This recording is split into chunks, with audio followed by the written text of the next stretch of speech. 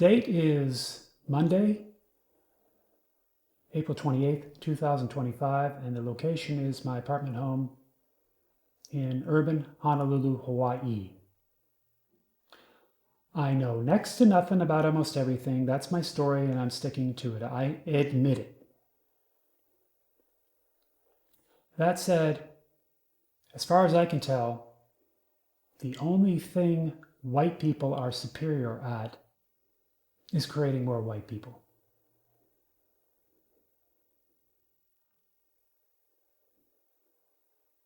So let's talk about white supremacists, right? And white supremacy. So first of all, white supremacist, right? It sounds like a cyst, doesn't it? In the suprema of your brain, and it's a white cyst, so it's a white supremacist. Sounds like a disease.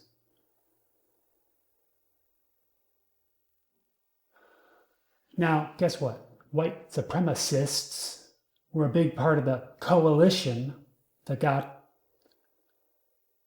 criminal regime elected to power. A tyrant or a wannabe dictator. And so I see a lot of people addressing themselves to the tyrant all the time. What did the tyrant do today? All that stuff. That's fine.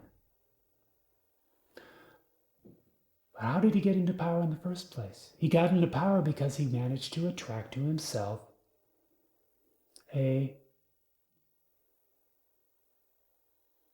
coalition. And part of that coalition consists of white supremacists. Right? So if we hope to prevent tyrants like the Gator Donald Trump from rising to power again in the future, then it would behoove us to try to peel away, people from this coalition. And we can do this by discussing white supremacy and basically knocking down all the reasons that people have used to try to suggest that white people are superior. So let's go with the first one. Well, white supremacists say that white people, colonized the Americas, right? We colonized the Americas. We colonized other parts of the world. This proves that we're superior. I think they're forgetting something rather important about the colonial period. And that was, they brought with them diseases. And the indigenous people of the Americas, for example, didn't have any immunity to these diseases. And so there was a huge die-off of indigenous people in America when the European settlers arrived to colonize the Americas. Let's suppose it had happened the other way around. Let's suppose that Christians from Europe came here, and it was the natives who had diseases that they didn't have any cure for. I think things would have turned out a little different. I think their colonies wouldn't have been so successful.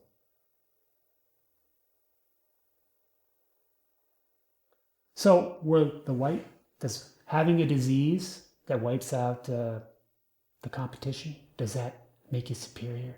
I don't think so.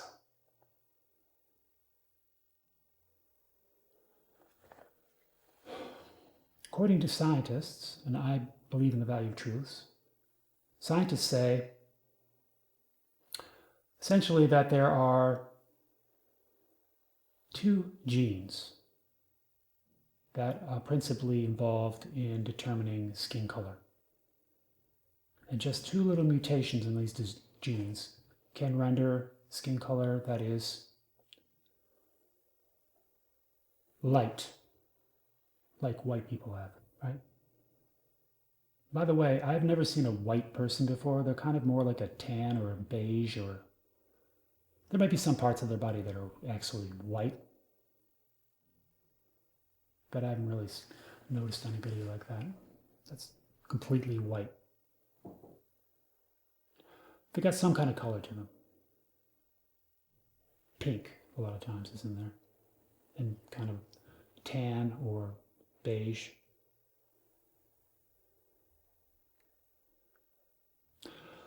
Okay, so a lot of the argument in favor of white people has been, oh, our culture, of course. Let's talk about our little culture, shall we? The European culture, the European Christian culture. The Satanists. Why do I call them Satanists?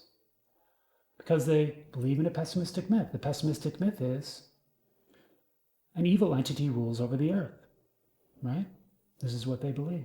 And they believe themselves to be worshiping a good entity who rules in heaven. And they imagine this good entity who rules in heaven to be at war with the evil entity who rules over the earth. And then religious authority figures, tell communities of faithful believers that the few paranoid, oppressive, violent people who rule over domestic territories are representatives of the good entity who rules in heaven. And the outsiders who rule over foreign territories are representatives of the evil entity who rules over the earth. And that the good entity commands communities of faithful believers to be fruitful and multiply, work all the hours of the day from dawn to dusk, fight against anybody who's not doing the same thing, and fight against anybody who's not believing the same way. Well, guess what? That's the perfect prescription for behaving like a racist, fascist warmonger. Think about it. What are we talking about by racist? I mean engaging in a race to work, fight, and outnumber competition.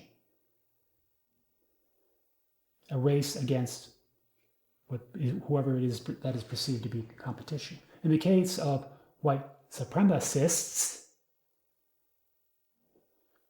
the competition is thought to be anybody who's outside of this imaginary breeding pool that they create within their minds. So their ancestors created according to a standard of beauty, right? They established a standard of beauty, their ancestors, and created new life in accordance with that standard of beauty. And racists want to continue to create new life in accordance with that standard of beauty. And they want to ensure that there is a sufficiently pure breeding pool so that their descendants in the future can also continue to create according to the standard of beauty established by their ancestors. You see, not too long ago in this world, our ancestors, they were isolated in their ancestral homelands. They created standards of beauty, and they established standards of beauty, and they created new life according to those standards of beauty. And since they were isolated, there were all these different interpretations of what beautiful is all around the world. And people creating what they thought is beautiful within their own particular ancestral homeland in isolation. And then, because people behaved like racist, hetero-fascist warmongers, because they worked all the hours of the day from dawn to dusk, and all the rest of this, yes, technology developed. And it was because people worked all the hours of the day from dawn to dusk. It was in part because they were engaging in a race to outwork competition. So technology developed, and what happened? Now we can travel the world and we can marvel at all of the various interpretations of beauty that human beings established. all the different standards of beauty that human beings have established around the world. We can marvel at that now. Now, racists think, well, these people, the descendants of these people, are races, right? They're races. And they're competing for limited resources. There's a limited amount of drinkable water, there's a limited amount of breathable air, there's a limited amount of arable land, there's a limited amount of available sunlight. They're competing for that against each other. This is what racists think. And they've got this idea of a breeding pool in their mind. Some people are considered to be a part of the breeding pool, and some people are considered to be outsiders. And this is the origin of things like redlining. Redlining when it comes to housing. Look it up. That has something to do with banks not approving loans for people who they feel do not fit the racial character of a neighborhood, for example. So that's part of it, and also laws against interracial marriage. Segregation, all of that has to do with trying to keep a breeding pool from becoming contaminated with DNA from people whose ancestors created according to a different standard of beauty than that of the racist. That's what it has to do with. That's the thinking. But what's the opposite of racist? Friendly. Yeah, racism isn't very friendly. And guess what else? There's nothing proprietary about behaving like a racist, fascist warmonger. There's nothing proprietary about joining a collective effort to work, fight, and outnumber competition. The outsiders can do the same thing. The outsiders can also join a collective effort to work, fight, and outnumber competition. And what happens when everybody is working, fighting, and outnumbering competition? Population overshoot? Depletion of natural resources? Erosion of topsoil?